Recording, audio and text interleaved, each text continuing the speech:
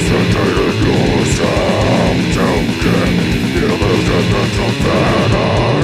Nobody believes you, and you don't believe yourself.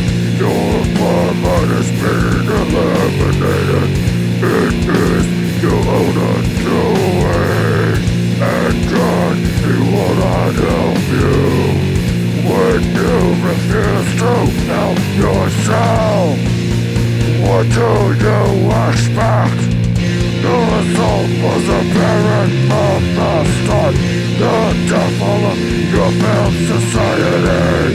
You lay down your defenses and brought this disease upon yourself. Children don't know their fathers. Women are replaced. Promotion of degeneracy has made the population weak. The result was apparent from the start. The downfall of your failed society.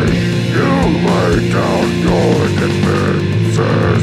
You brought this disease upon yourself.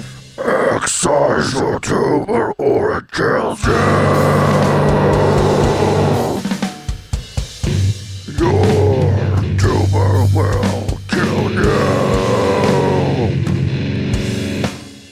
and you'll get exactly what you asked for. It will change your children.